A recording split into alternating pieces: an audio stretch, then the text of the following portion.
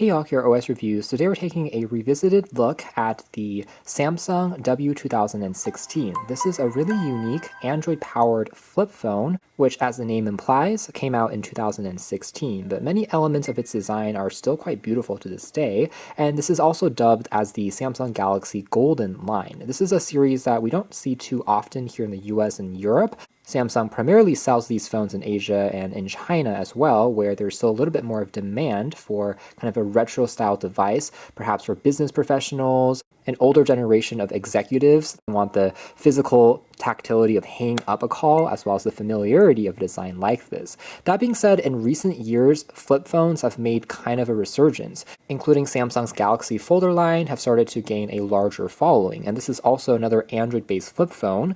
That being said, compared to the Galaxy Golden line, the Folder series are much more kind of entry-level as far as components are concerned, including a Qualcomm Snapdragon 400 processor, around 1GB of RAM, and also mostly no cover display of any sort.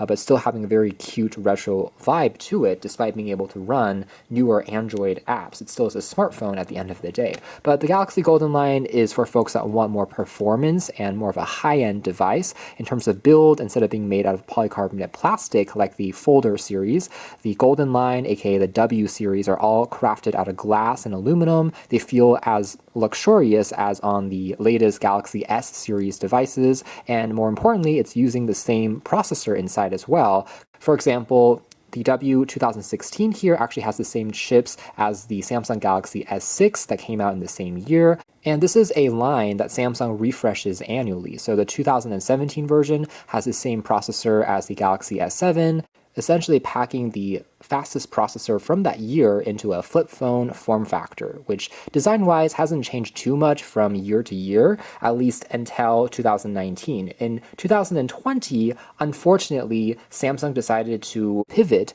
and the W2020 is now essentially just a rebranded version of their Galaxy Fold and Galaxy Flip with a flexible screen, which they are continuing to do. In fact, the W23, aka 2023 version, came out just a few months ago, aka it's just a rebranded version of the Flip 4 and Fold 4, which there's nothing wrong with that, but I kind of miss the days where this was an entirely different product line versus being just a rebranded exclusive variant of a phone that already exists. Now, one reason why flip phones in general, I think, are getting a little bit popular again is folks that want some sort of minimalism. They're either looking for a backup phone or a device to kind of escape from all of the buzz around social media, and with a larger display, of course, we often get sucked into just a lot more entertainment in general. Now, specifically underneath the hood, we have 3GB of RAM. Again, this is the same specs as the Galaxy S6, including the octa-core Exynos processor, along with 64GB of built-in storage, and there's a 16-megapixel camera on the back, the same one used on the Galaxy S6, along with a 5-megapixel selfie lens, which is located on top of the internal display. And by the way, the screens here measure nearly 4 inches diagonally, and both the one on the inside as well as the front cover are both OLED, AMOLED displays, which have excellent contrast and super nice viewing angles. So you're not really losing out too much when it comes to the display quality on these panels. It's just a much smaller screen, although folks looking for a more compact phone will also like that because it fits very easily into the palm of your hand. Both screens are completely identical and have continuity as well. So if I open up an application here and I then flip open the phone, it will continue where I left off. It's a pretty intuitive layout and otherwise very familiar skin on top of Android, which Samsung previously called TouchWiz. These days it's been rebranded as One UI, and it's definitely far from being the cleanest version on Android, I would say. A lot of customization going on, including some redundancy in apps is what we can expect, including Samsung's version of their web browser and app store in addition to the regular Play Store and Chrome. However, it at least gives you a lot of control over how you want everything to look, including wallpapers, animations, transition effects, can all be played around with pretty easily. Now down below, on the front display, there's also some capacitive hotkeys that you can tap on. The glass here, by the way, is 2.5D and slightly curved off at the edges. On the very bottom of the phone, you can find the single speaker, so stereo sound was not quite present in 2016 yet, kind of par for the course, and also using micro USB, which was also standard for the time. There's also a volume rocker on the side, as well as a power key on the other one. Underneath the hood, there is a 2000 milliamp hour capacity battery, which is okay, I would say, because the screen sizes are going to be a little smaller, and considering that these can be,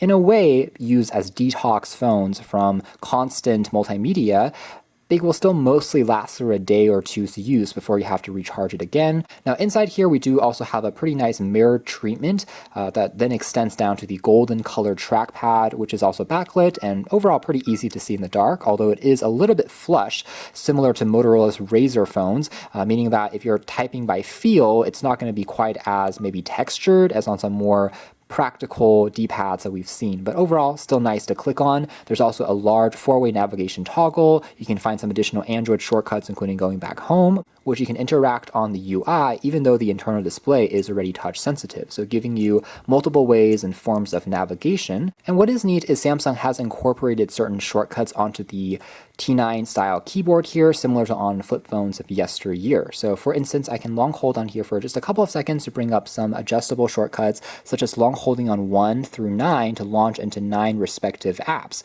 So this allows you to use those common applications more quickly without fiddling around with the touchscreen, as well as the ability to just directly start typing on the keys here to bring up the dialer pad. The biggest difference of the Galaxy Golden line as compared to other Android flip phones is definitely the overall build, as well as the performance and speed underneath the hood. So this is the ZTE symbol just for reference, and it's actually using, I believe, a Snapdragon 200 series chip. So it's a quad-core chip that's a lot slower by contrast. Very similar, in fact, in performance to a lot of the KaiOS based flip phones, which can also be found at just a really low price on prepaid networks, are some other options.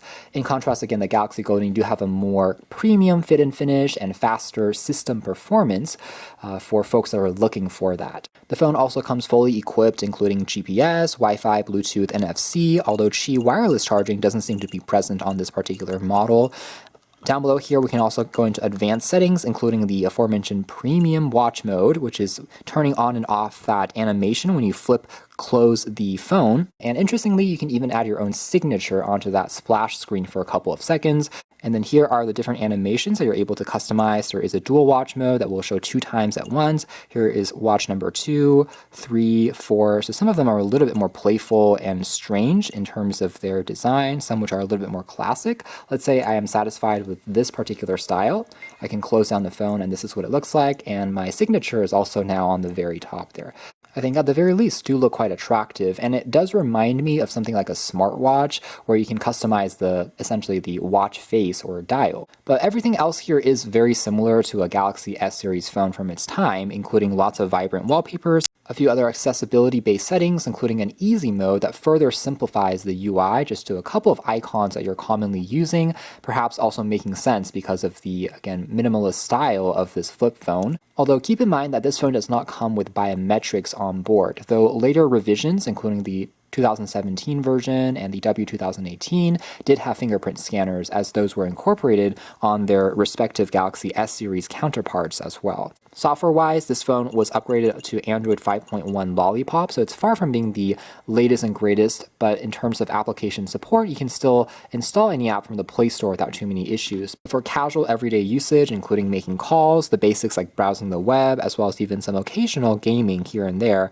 casual titles that is, it can still get around decently, I would say. The Exynos octa-core processor here definitely keeping up a little bit better than I was expecting. Gestures including pinch to zoom, as well as navigating around the UI still feels fast and fluid enough. And you also notice that if you are interacting with this top display, you can pull up a virtual keyboard as well if you prefer. For example, here in the memo pad, you have this QWERTY layout. You can also use voice diction if you don't want to use the T9 style down below, which uses predictive entry. That being said, when it comes to the camera performance, that's definitely kind of a weaker aspect of the W2016, not because it's not a good camera for its time. It certainly was very good when it was new. It's just that photography quality has improved in leaps and bounds phones since then. That being said, for some simple snaps, it definitely still does the job. As long as you're not looking for the best camera experience possible on a phone, you can also enter a pro mode for adjusting properties like ISO and white balance more manually, as well as other special effects can be toggled around with selective focus. Also simulates what a depth sensor or bokeh can do, although it takes a couple more seconds to snap a sequence of shots before doing that. But as a flip phone, overall results are quite good. This is far superior to any KaiOS device that we've seen, but of course the price is in a different category as well, but we can still zoom in and see sufficient detail. There is auto HDR as well that can pop in to adjust the contrast. Images can be a little bit on the oversaturated and slightly more vibrant side compared to being super neutral and realistic, but overall good enough as long as you aren't expecting miracles. There is no night mode, for example, nor is there an ultra-wide-angle or telephoto lens present on this particular machine, but again, future revisions did incorporate more and more of those extra features. Takeaway being that although it doesn't look extraordinary by today's standards, it was actually one of the best cameras on any smartphone for its time. Now, as a kind of luxury branded phone, I'll also point out that if you purchased this when it was new, it also came with certain privileges, including a 24/7 tech support, as well as even a personal assistant of sorts where you can tell the person on the other side to order a plane ticket, help you with your schedule. It's kind of like having a secretary, essentially providing some more enhanced customer support as compared to a normal device. And yes, you are able to watch back videos on here as well, including YouTube and Netflix if desired. Social media apps, including Instagram, WhatsApp, can all run on here just fine, although you have to contend with maybe a slightly smaller screen.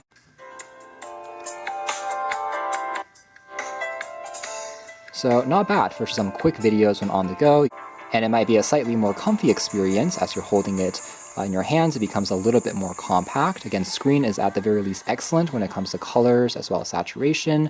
There is no headphone jack on this phone though, which is one thing to keep in mind, but you can use wireless headphones if needed. So that is more or less it as far as a revisited look at the W2016. What is the most unique aspect of this device is definitely the form factor, which in the broader landscape of Android smartphones is still relatively rare to see, especially one that has such an impressive AMOLED screen as well as relatively fast system performance. And as we've touched on previously, these days folding screen phones also are available and perhaps are a smarter choice for many folks because you get the convenience of something smaller when you're putting it into your pocket, but you also gain the added convenience of a much larger internal display, which is similar to a full-size smartphone if you are consuming media content.